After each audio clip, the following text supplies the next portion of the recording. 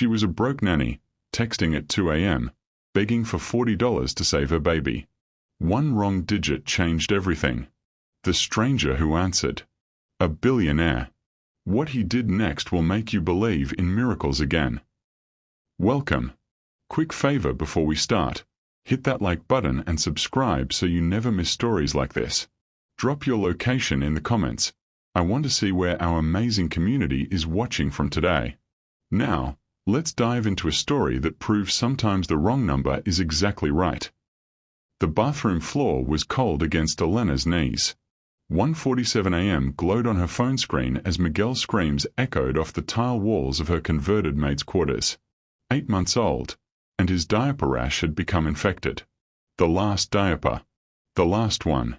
She'd checked her bank account 4 times. $3.47 until Friday. 6 days away. Elena Vasquez pressed her forehead against the cabinet, exhaustion making her head swim. 26 years old, incomplete finance degree from CUNY, living in a closet-sized room off the kitchen of a penthouse that cost more per month than her parents had made in a year. The Rothsteins barely knew her name, but they knew when Miguel cried too loud. She'd already borrowed from Rosa twice this month. The shame burned hotter than Miguel's inflamed skin. Her fingers shook as she typed, "Rosa, please. I need $40 for diapers and cream. Miguel's suffering. I'll pay you back Friday. I'm begging." She hit send without checking the number. Miguel's crying reached a crescendo. Elena picked him up, bouncing him gently, whispering apologies in Spanish. Her phone buzzed. "I think you have the wrong number." Horror flooded through her. She checked the contact. 1 digit off. A random Manhattan number. Some stranger now knew her desperation, her failure, her shame at 2 a.m. She started typing an apology, but another message appeared. "Is your baby okay?" Elena stared at the screen. Miguel's cries had softened to whimpers against her shoulder. Who asks that? Who cares at 2 a.m. about a stranger's baby? Her thumbs hovered over the keyboard. Every instinct screamed not to engage. But something about that question, the genuine concern in those 4 words, made her answer. "He will be. I'm sorry to bother you." She watched the typing dots appear, disappear, appear again. "How much do you need?" Elena's heart hammered. This was how trafficking started, how scams worked. Too good to be true, always was. "I can't accept money from a stranger." The response came immediately. "My name is Alexander Hunt. Now I'm not a stranger. What's your Venmo?" Alexander Hunt. Elena's hand shook as she opened Google with one hand, Miguel heavy against her chest. The search results loaded. Alexander Hunt, CEO, Hunt Global Technologies. Forbes 30 under 40. Net worth, $3.2 billion. She scrolled through images. Dark hair, intense eyes, always in a suit. A photo from 2 years ago. Tech billionaire mourns wife in private ceremony. Another headline. Hunt becomes guardian to 5-year-old niece after sister's death. This couldn't be real. Billionaires didn't answer wrong number texts at 2 a.m. But Miguel whimpered, and desperation overrode logic. She typed her Venmo. Her phone chimed. She opened the notification. $2,000 received from Alexander Hunt. Elena gasped. Checked again. Checked 3 times. $2,000. Not 40. 2,000. This is too much. I only needed $40. His response. The rest is for whatever else you're not asking for. Tears blurred her vision. She wiped them away, bouncing Miguel gently. I don't understand why you're doing this. 3 dots. Then. Just take care of Miguel. Elena froze. Ice flooded her veins. She hadn't mentioned Miguel's name. Not once. How do you know my son's name? The typing dots took longer this time. Your Venmo. Elena Vasquez. Basic Google search shows your social media. You posted about Miguel yesterday. I wanted to make sure you were real, not a scam. She checked her Instagram. Public. Photo from yesterday. Miguel's smile. Caption about his 8-month milestones.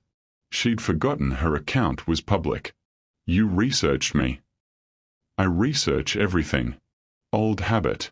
Bad habit, maybe. But useful.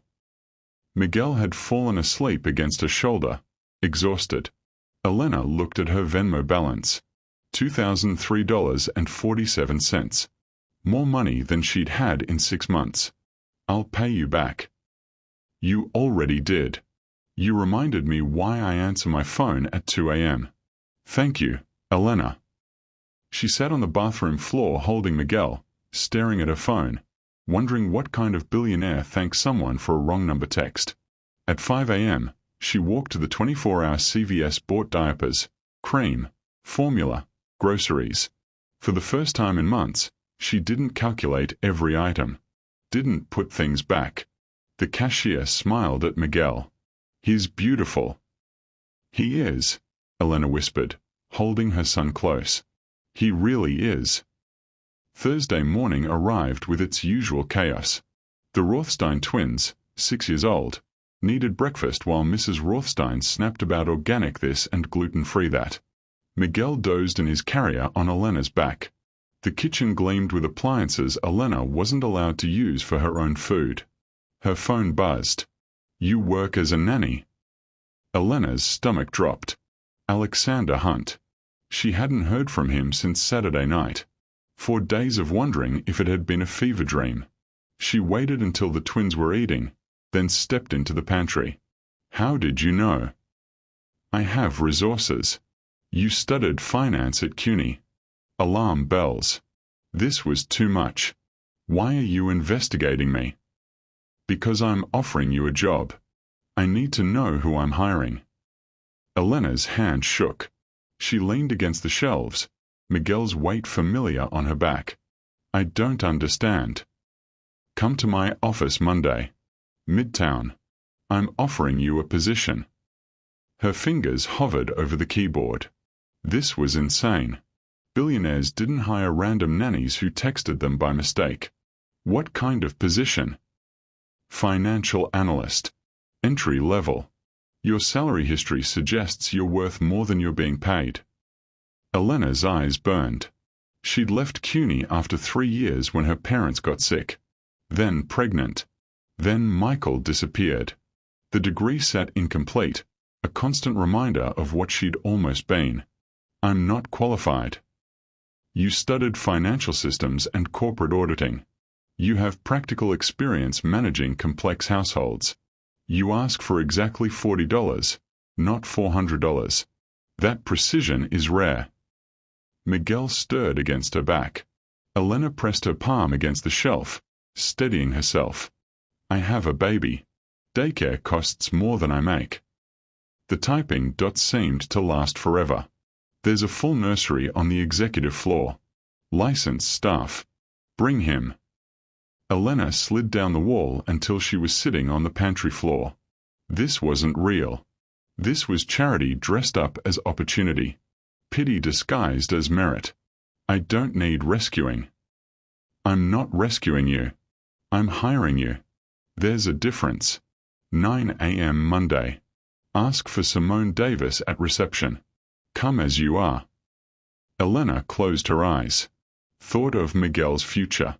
Thought of this pantry floor, of borrowing money at 2 a.m., of checking her bank account 4 times before buying diapers. Okay. Good. See you Monday. That afternoon, she gave the Rothsteins 2 weeks' notice. Mrs. Rothstein barely looked up from her phone. Fine. We'll need a reference letter. Elena spent $43 at Target on interview clothes. Friday night, she called Rosa. You're insane, Rosa said. Billionaires don't just hire random people. He's not random. He researched me. That's worse. Mija, be careful. But Elena had already made her choice. Saturday and Sunday she reviewed every finance concept she remembered. Practiced walking in heels while holding Miguel. Googled Hunt Global Technologies until she could recite their portfolio. Monday morning, 8:47 a.m. Elena stood outside the glass tower in Midtown. Miguel dozed in his carrier, peaceful. The building stretched toward the sky, all chrome and ambition. Elena took a breath. "Here we go, baby," she whispered. She walked through the doors. Simone Davis was not what Elena expected. A black woman in her 40s with kind eyes and an aura of competence. She greeted Elena in the lobby with a firm handshake.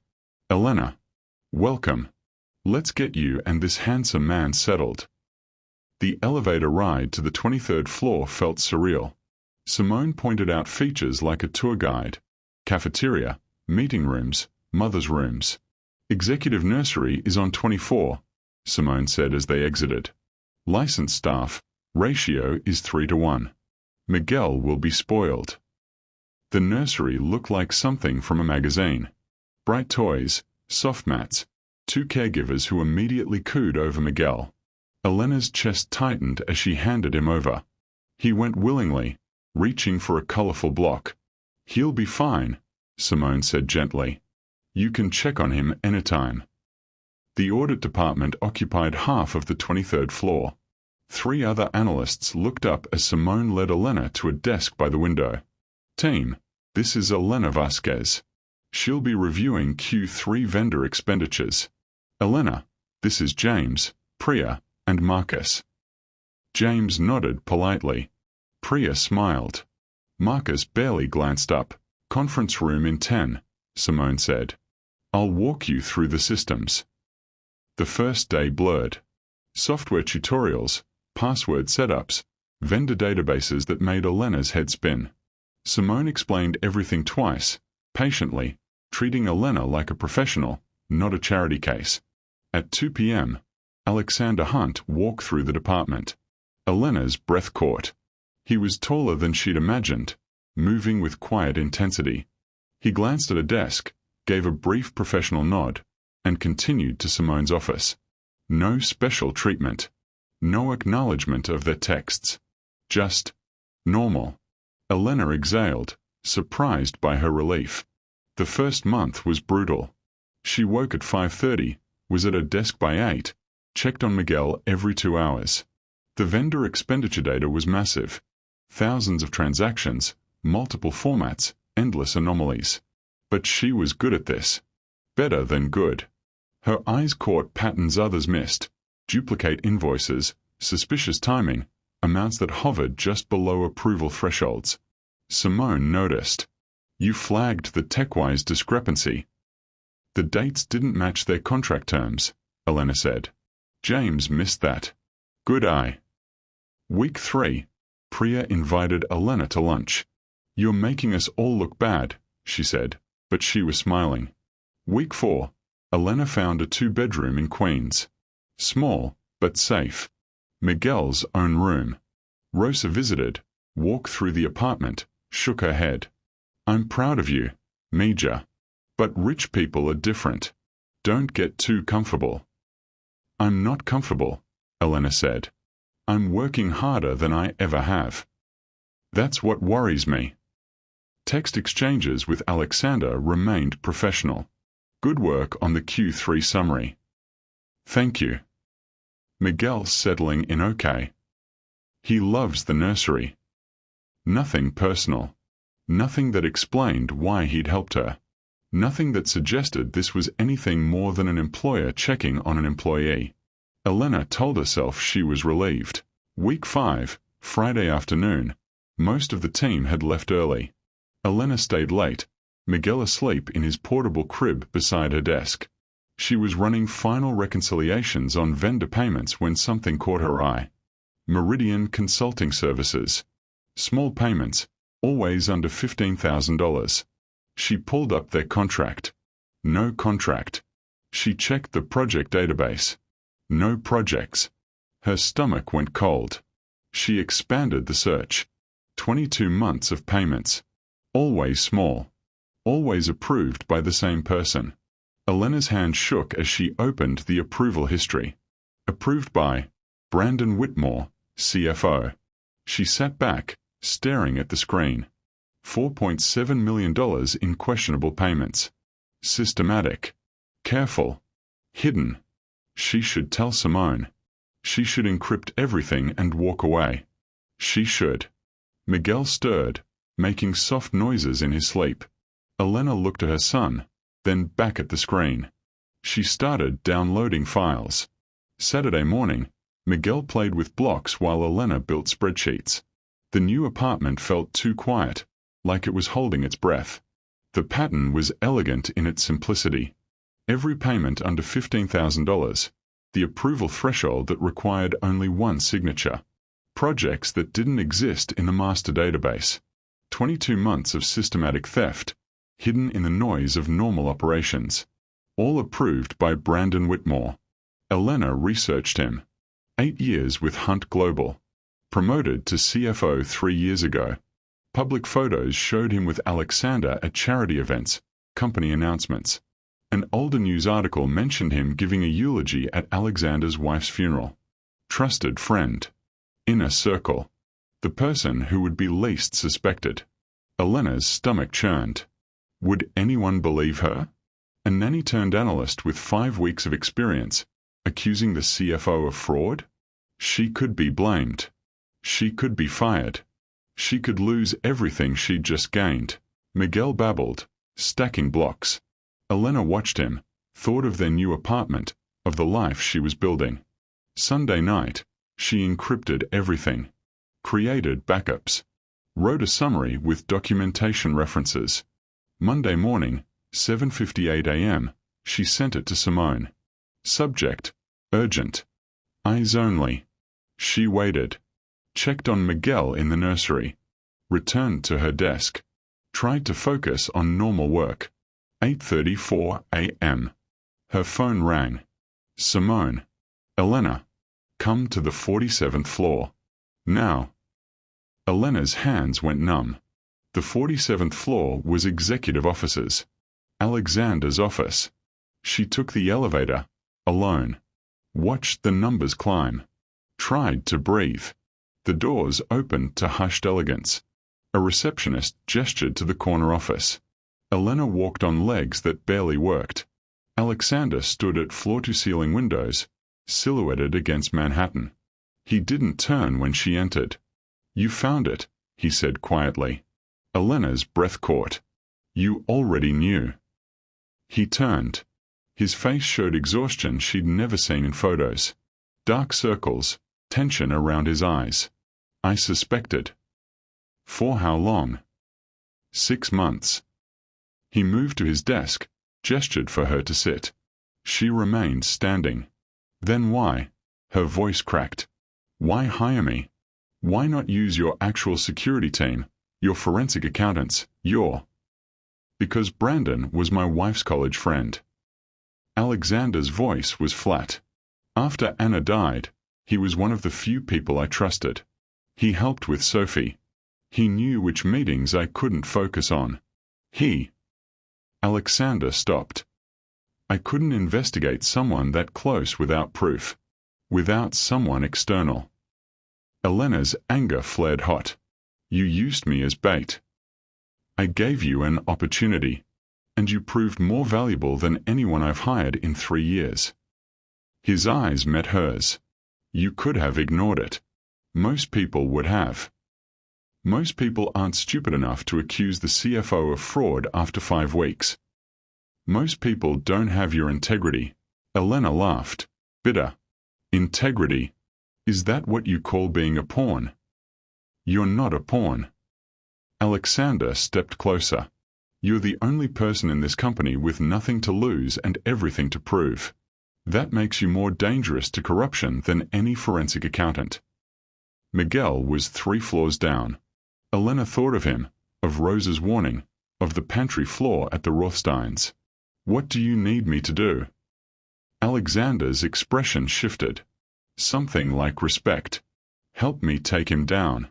The right way. The legal way. The permanent way. Elena straightened her shoulders, felt something settle in her chest.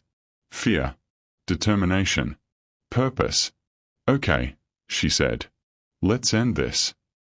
The war room was a conference space on the 46th floor, windows covered with privacy film. Alexander, Elena, Simone, Marcus Chen, the corporate lawyer, looked like he'd been pulled from sleep. Dr. Sarah Okonkwo, forensic accountant, had already started reviewing Elena's files. "Walk us through it," Sarah said. Elena connected her laptop to the main screen. Meridian Consulting Services. Shell company registered in Delaware. 22 months of payments, always under $15,000. No corresponding projects, no deliverables, no employee contacts in our system. She pulled up the approval patterns. Every payment approved by CFO Whitmore. The sophistication suggests he knew exactly how to avoid detection, staying under single signature thresholds, spacing payments to avoid pattern recognition in our audit systems. Sarah leaned forward. "This isn't amateur work. Whoever did this understood your security protocols intimately."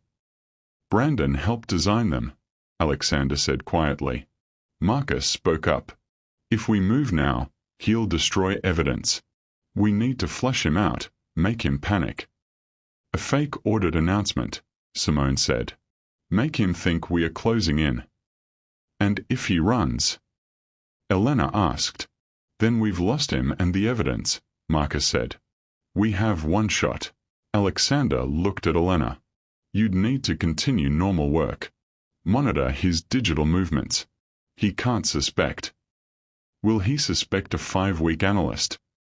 "Not unless he's already suspicious." Alexander's jaw tightened. "If he is, you're in danger." Elena thought of Miguel. Of texts sent at 2 a.m. Of wrong numbers that changed everything. "I'm in." The plan took shape over 4 hours. A fake memo about comprehensive vendor audits, planted where Brandon's assistant would see it. Elena would continue her normal work but wear a wire, document any interactions. Wednesday, 10 a.m., the memo went live in the system. Elena returned to her desk, heart hammering. Priya asked about her meeting. "Executive budget review." Elena lied. "Boring." Thursday, Miguel's first birthday. The team had planned a surprise. Cupcakes in the break room, gifts for Miguel. Elena stood surrounded by coworkers, holding her son, trying not to cry. She belonged here. She'd earned this. If Brandon suspected, she'd lose it all. Friday morning, Sarah called. "He's taking the bait. Digital footprints show he accessed the memo. Increased activity on his accounts. He's moving money." Friday afternoon, Brandon called an emergency board meeting. Saturday, Elena's phone buzzed. "Marcus, Brandon submitted accusations to the board. Claims Alexander is unstable, mismanaging funds. Named you as accomplice." Elena's apartment felt too small. Rosa took Miguel for the afternoon while Elena packed essentials with shaking hands. Her phone buzzed. "Unknown number. You should have stayed a nanny. Now you're going down with him." She forwarded it to Marcus. His response came fast. "Security team en route. Pack for 3 days. Don't leave until they arrive." The safe house was a corporate apartment in Brooklyn. Bland furniture, secure locks, security detail outside. Miguel thought it was an adventure. Elena felt like she was suffocating. Friday night, 11 p.m., her phone rang. Brandon Whitmore calling. "Hello." Elena Vasquez. Brandon's voice was smooth, cultured. "You're impressive. You really did your homework." "Who is this?" "Don't play stupid. It doesn't suit you." A pause. "I'm calling to make you an offer. $500,000. New identity if you want it. Fresh start for you and Miguel. All you have to do is disappear." Elena's hand shook. "Why would I do that?" "Because Alexander doesn't care about you. You're just a tool to him. A means to an end. When this is over, you'll be discarded." His voice dropped, intimate. "But I see your value. Take the money. Protect your son." Elena closed her eyes. Thought of Alexander at 2 a.m. Of Miguel's nursery. Of respect earned, not given. Why did you do it, Brandon? Do what? Steal from someone who trusted you. Silence. Then, bitter. Trust. He trusted Anna, and she died. He trusted me to run the company while he grieved but wouldn't give me equity. I built Hunt Global as much as he did. His wife promised me shares. Then she died and he forgot. I took what was mine. Elena's breath caught. This call is being recorded, Brandon. Long silence. You just made a very big mistake. The line went dead. Elena sat in the dark, recording center Marcus, wondering what she'd just triggered. Elena's hands trembled as she answered Brandon's call. Alexander's legal team recording every word from the next room. You're impressive, Elena. Brandon's voice was smooth, confident. You really did your homework. Why did you do it? Elena asked, following the script they'd rehearsed. I built this company as much as Alexander did. His wife promised me equity. Then she died and he forgot everything. I took what was mine. The bitterness in his voice was raw, real. But you could walk away from this. $500,000. New identity. Fresh start for you and Miguel. Elena's heart pounded. $500,000. More money than she'd see in 10 lifetimes as a nanny. Alexander doesn't care about you. Brandon continued. You're just a tool to him. Take the money. Protect your son. Elena looked through the one-way glass at Alexander's face, exhausted, hopeful, terrified. This call is being recorded, Brandon, she said quietly. The silence stretched for 3 seconds.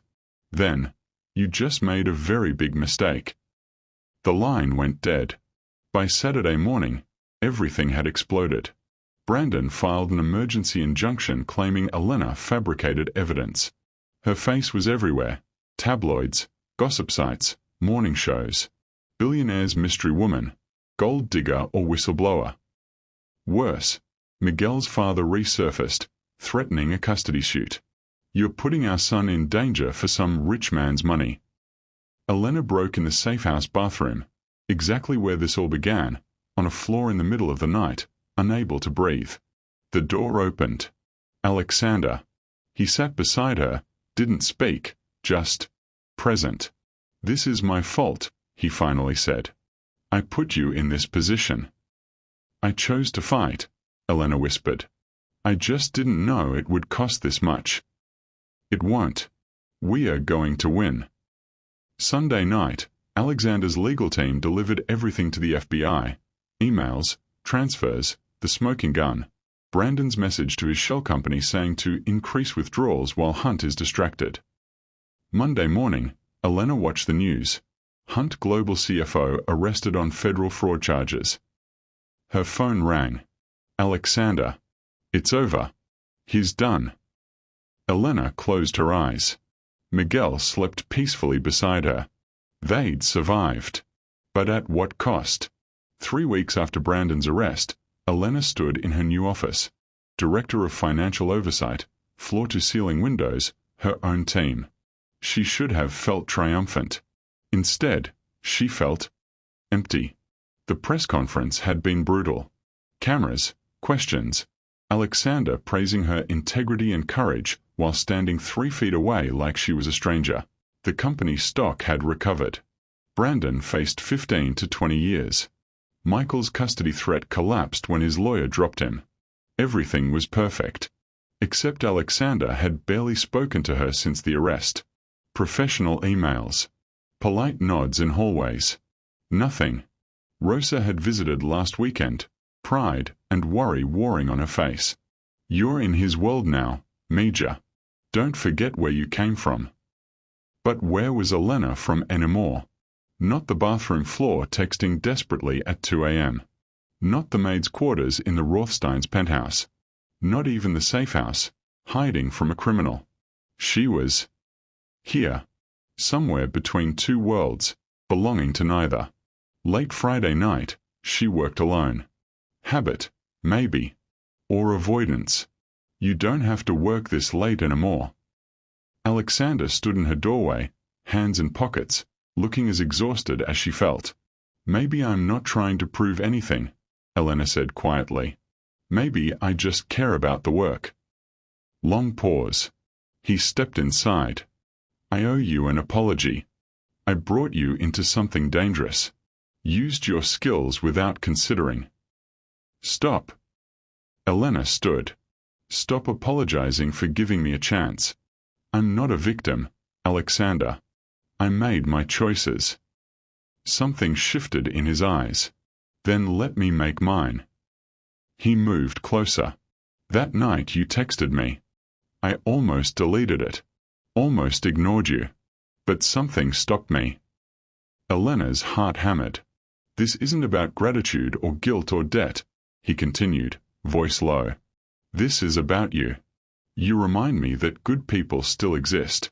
That bravery isn't always loud. That asking for $40 when you need it is stronger than stealing $4 million because you want it. Alexander. His phone rang. Emergency board call, International Division Crisis. He had to leave. Elena stood in her office, everything unsaid hanging in the air like smoke. What were they doing? 6 months later, Elena lived in a beautiful 2-bedroom apartment in Queens. Miguel had his own room, decorated with toys she could finally afford. She'd caught 3 more fraud attempts at Hunt Global, saved the company $12 million, and enrolled in an online MBA program. Her life was good, stable, safe. So why did her chest feel tight? 11 p.m. Her phone buzzed. Alexander, can we talk? Elena, now. It's 11 p.m. Alexander, I have something to show you. An address followed. His penthouse. Central Park West. Elena almost said no. Almost. She brought Miguel. No babysitter this late. Alexander's home surprised her. Warm, lived in. Photos of his late wife Anna, his niece Sophie. The little girl was asleep in a bedroom. Miguel dozed on the couch within minutes. Come here, Alexander said softly. He showed her a frame on his desk. Inside, her original text message. Rosa, please. I need $40 for diapers and cream. Miguel's suffering. I'll pay you back Friday. I'm begging. And underneath, I think you have the wrong number. Elena's vision blurred. Why would you frame that? Because it's the moment my life changed, Alexander said. When Anna died, I shut down. Built walls. Sophie needed an uncle, not a robot. The company needed a leader, not an obsessive. Then you texted me. This desperate, brave mother asking for exactly what she needed, not a penny more. He took her hands. I don't want you in my life as an employee, not even as a friend. I want you and Miguel permanently. As mine. As family. Elena could have said yes immediately. Fairy tale ending. Instead, I need you to understand something first. I didn't fight my way out of poverty to become someone's charity case. If we do this, it's as equals. Partners. Not billionaire and rescue project. Alexander smiled, genuinely smiled. I wouldn't have it any other way. You've saved this company $12 million. Exposed corruption I couldn't see. If anything, Elena Vasquez, I'm the one being rescued. The kiss was soft, tentative. 2 damaged people taking a chance. Miguel stirred, making small noises. They broke apart, laughing. This isn't a fairy tale, Alexander whispered. No, Elena agreed. It's something better. Something real. 1 year later, Miguel's 2nd birthday party filled their brownstone, not Alexander's penthouse, but the home they'd chosen together. Rosa, Simone, Sophie, colleagues, family. Finally, Elena's phone buzzed. Unknown number. Hi, I think I have the wrong number, but I'm desperate. My daughter needs formula and I don't get paid until. Elena smiled, showed Alexander. Together, they typed, "You have the right number. How can we help?" Because sometimes wrong numbers are the universe correcting mistakes you didn't know you were making. Elena asked for $40 and received everything. She texted a stranger and found home. Not because she deserved less. Because she deserved everything.